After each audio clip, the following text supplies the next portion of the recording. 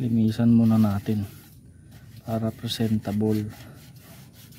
Magandang araw sa inyo. So for today's video ay i-share ko sa inyo ang kapaki-pakinabang na water setup na ginawa ko last 3 months ago.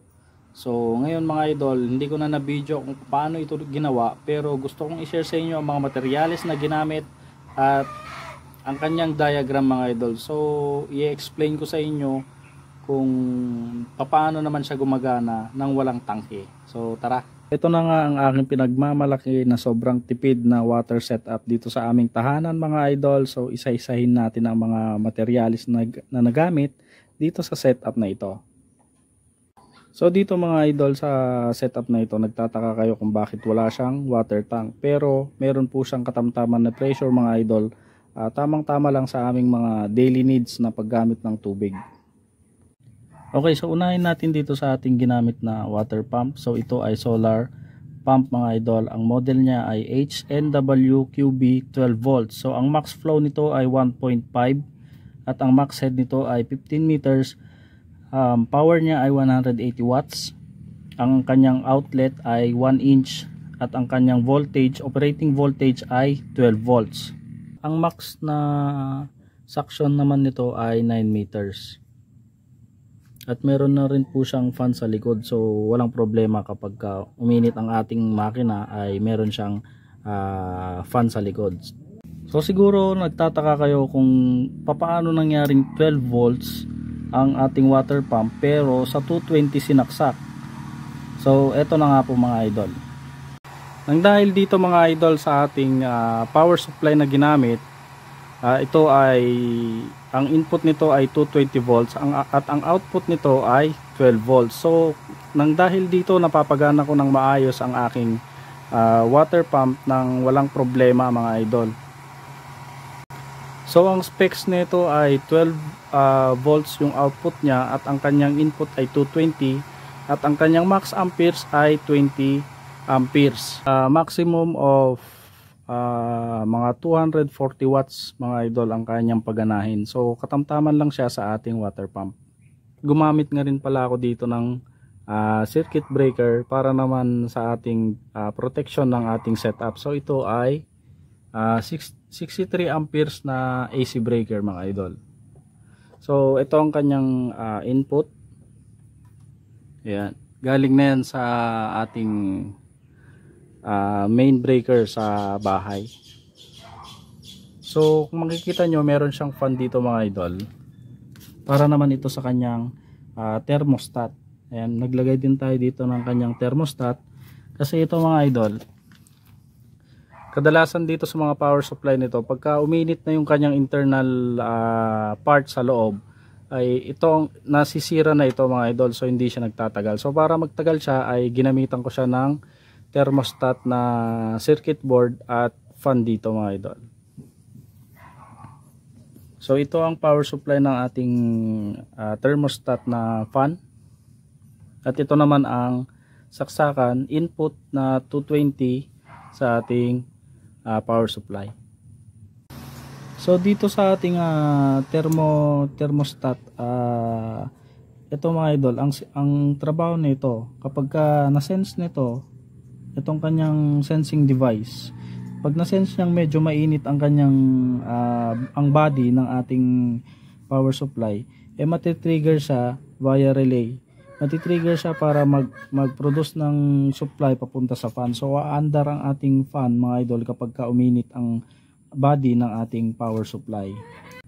Okay, siguro nagtataka kayo mga idol, paano ko ito ginamitan ng pressure switch. So marami kasing hindi nakakaalam na ang pressure switch mga idol ay hindi naman po siya para sa 220 lang. So ito ay ordinaryong pressure switch lang pero nagamit ko sa ating 12 volts na setup na water pump. So unahin ko munang i-explain sa inyo dito mga idol kung saan nanggaling ang ating water source. So ito mga idol ay nagpagawa ako sa aming tubero dito ng tinatawag na straw. So nagpa-straw ako dun sa main na water source namin kung saan sumusupsup ng tubig ang aming bombahan. So pinagapang na lang namin dito mga idol at nagpalabas ako ng konting tubo dito para masimulan ko ang aking pagse-setup sa aking water pump. So kung hindi nyo po kabisado ang pag-install ng tinatawag na straw, ay pwede po tayong maghanap or magtawag ng tubero na gumagawa na kayang gumawa ng straw sa ating water source. So kung for example nakapagpagawa na kayo mga idol, ay pwede nyong ipaabang na lang dito. At kung kayang-kaya nyo nang gawin hanggang dito sa pagse-setup ng ating water pump, ay pwedeng kayo na lang ang gumawa para siya pa yung magagastos nyo kaysa pagawa nyo pa sa tubero. So itong explanation natin dito mga idol ay tiyak na magagawa nyo kapag pinanood nyo ng buo ang ating video. Kung sakali man mga idol na magpapa-install kayo ng straw sa inyong mga tubero, ay siguraduhin nyo na maglagay siya ng foot valve sa ilalim. Dapat yung foot valve na ilagay mga idol ay tanso or brass, at saka meron siyang flower na cup sa ibaba, yung strainer, para hindi siya makasupsup ng buhangin sa ibaba. At ang importansya kasi ng ating foot valve mga idol sa ating pinalagay na straw ay para hindi bumagsak or bumaba yung tubig na sinupsup ng ating water pump, para meron siyang pondo na naiimbak sa ating pinagawang straw at hindi mahirapan ang ating water pump. So dito mga idol ay naglagay nga tayo dito ng male na adapter. Ang size po nito ay D1.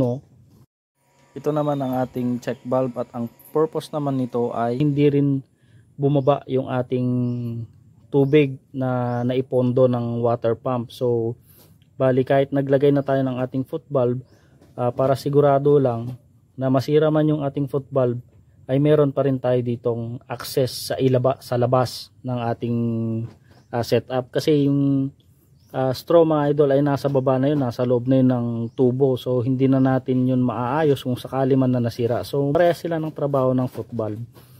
So naglagay nga tayo dito mga idol ng dalawang male na connector at isang D1 na elbow. At ito naman ang ating union connector. So ito ay quick connector.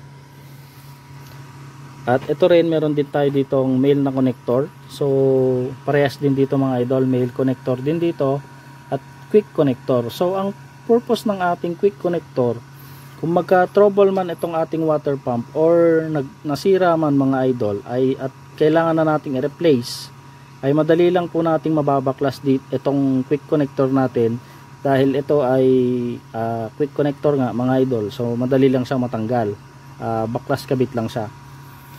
So gumamit na rin ulit tayo dito ng elbow, at ito naman, at dito naman ay T connector mga idol. So ito ay D1 po itong mga to.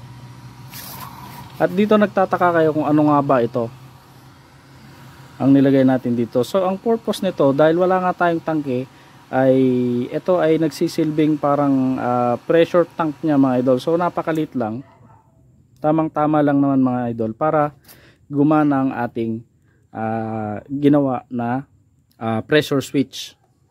So dito naglagay rin tayo ng T at saka elbow. Dito rin mga idol ay elbow, at ito ay reducer. So ang reducer na ito ay 1 inch to 1/2. So gumamit din tayo dito ng gate valve na D1, 1/2, para kung sakali man na magkaroon tayo ng problema sa ating linya papasok ng bahay, ay pwede nating itong isara para madali lang tayong mag-troubleshoot ng ating linya. At naglagay nga rin tayo ng cap sa kanyang itaas. So kailangan pag nag-setup na kayo ng inyong setup, inyong water pump, dapat kailangan mga idol ay walang leak para gumana ng maayos ang ating pump. So ang size na ginawa ko dito, kung balak nyo man gayahin, ang size nito mga idol ay 1 feet siya mga idol. Yan. So yan ang kanyang size, 1 feet. So pagka bumili naman kayo ng pressure switch, ay dapat yung kit na mga idol. So yung kumpleto na siya. So tignan nyo na lang mga idol kung anong mga nagamit dito. So ito ay D1 rin. Meron din tayo ditong male adapter. At ito, nakalimutan ko kung anong tawag dito. So tignan nyo na lang na maigi mga idol, para pag kayo ay bumili, meron kayong base pagbe-basean. So ituturo ko rin sa inyo mamaya kung paano ito i-set up or timplahin. Kasi ito mga idol, tinitimpla rin ito. So dito mga idol, sa water setup na ito ay tatlong faucet lang naman ang aming ginagamit. Kaya tatlo lang ang aking nilagay. Pero sa tingin ko kaya naman niya ng hanggang 4 o hanggang 5. Depende yan kung gaano kalayo mga idol. Ito nga, itong ating 220 input. So ito yan yung ating outlet at na nakasaksak. At ito naman dito ang ating output na 12 volts. So ito 12 volts mga idol. Ay sorry, hindi pala tayo naka 12 volts. Ayan o, 12 volts. So dito, itong tatlong to, 1, 2, 3, negative side ito mga idol. So dito naman sa kabila, 1, 2, 3, positive side ito. So pwede kayong maglinya dito ng gusto nyo, kung saan nyo mas gusto na output. So pang tatlohang output kasi ito mga idol. Pero dito, para sa ano lang talaga, para sa 12 volts lang talaga na water pump. Ito naman ang ating diagram, power supply to pressure switch at pressure switch to solar pump.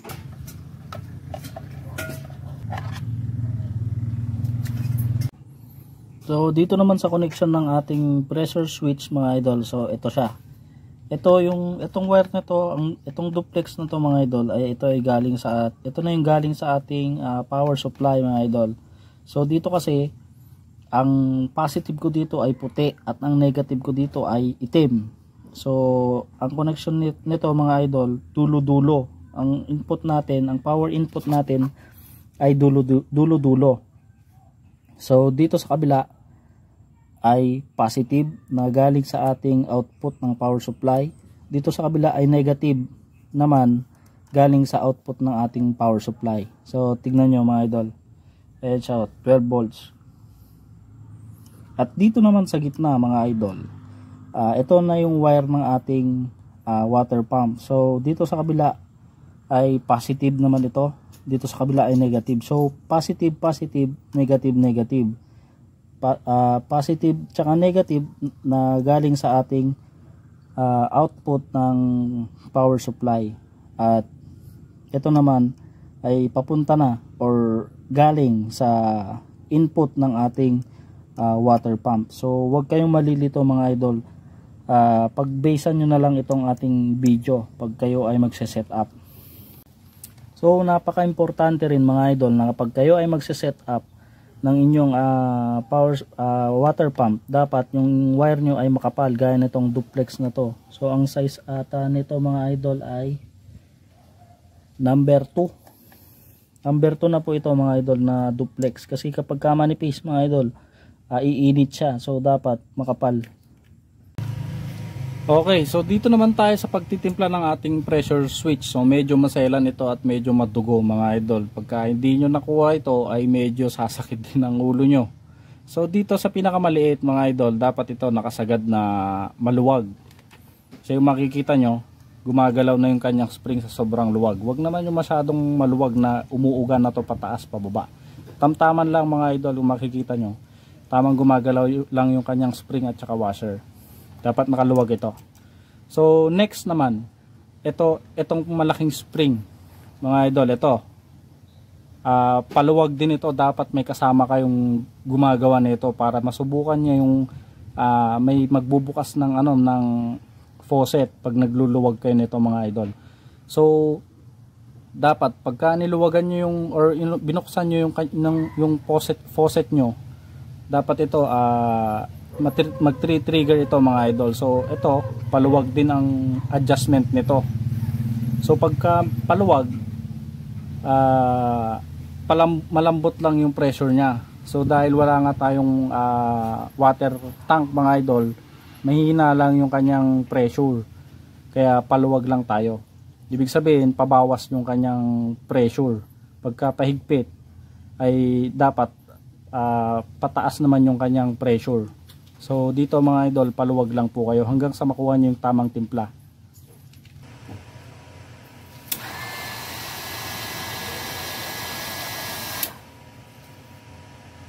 Ipapakita ko sa inyo mga idol kung ilan ang reading ng pump na ito sa DC side at saka sa AC side sa pamamagitan ng pagsusukat ng amperyahe mga idol. So para may sa katuparan natin ang pagsusukat ng amperyahe ng ating setup ay gagamit tayo ng Unity na tester at ang model nito ay UT210D. Ayan. Set muna natin sa amperes. So susubukan kong i-on yung isa sa faucet namin mga idol para makita natin kung ilan ang consumption ng amperyahe niya.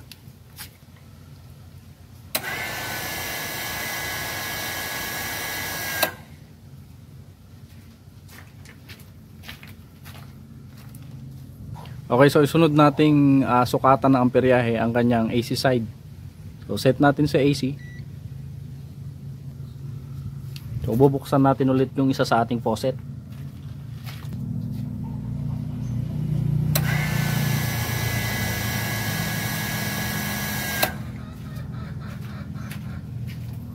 Ayan, so base sa ating pagsusukat ng ating mga amperyahe mga idol ay kayo nang bahala na magsabi sa mga nakakaalam man ng mga pag-compute mga idol, kayo na magsabi kung gaano katipid ang water pump na ito sa consumption ng kuryente. So ito ay 12 volts to 220 gamit ang power supply mga idol. So ang naidagdag lang naman niya sa aming bill ay 100 pesos. So pwede nga rin pala itong i-connect sa direct battery na basta 12 volts mga idol, at pwede rin siyang direct solar panel. So walang battery, direct panel lang talaga. Pwede siya.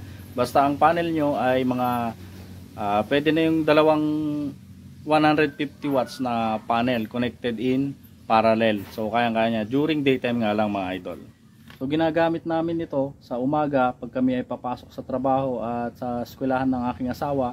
Nagagamit din sa paghuhugas ng pinggan at nagagamit din sa panligo. Pero yung sa aming CR mga idol ay wala siyang flash. So ginagamitan namin ng tabo. Kasi kapag ginamit ito sa flush ng inyong toilet ay siguradong makonsumo rin yun sa tubig. So ito mga idol, pagka binuksan mo yung faucet nyo ay automatic na pong aandar yung ating pressure switch at automatic na mag-on ang ating water pump. So pagka in-off nyo rin ay automatic din na mag-off. Meron lang pong konting delay. Pagka in-open nyo yung faucet nyo, merong konting delay na mga 2 seconds bago lumabas yung pressure ng tubig nyo. Ang tanong idol, gaano naman kalakas ang pressure nyan? So ito tetestingin natin.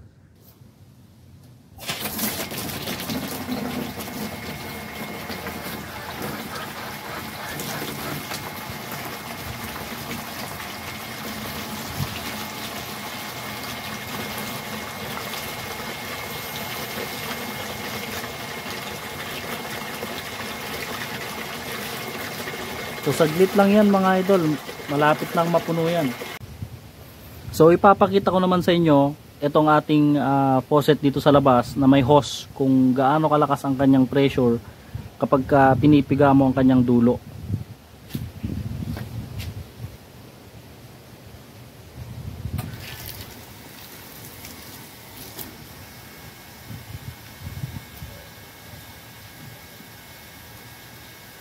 So mayroon naman siguro siyang mga 3 meters to 4 meters ang layo kapag piniga mo ang kanyang dulo mga idol. So kung gagamitin nyo naman siya sa pangwashing na motor ay kayang-kaya naman ng kanyang pressure. Siguradong laglag ang mga putik idol. Okay, so dito naman tayo sa ating kusina, ating kitchen. O ayan mga idol. So yun, pumitik na yung ating pump, so tsaka lang siya lumakas. So malakas naman siya mga idol. Makakapaghugas naman kayo ng maayos ng kamay at makakapaghugas ng mga plato.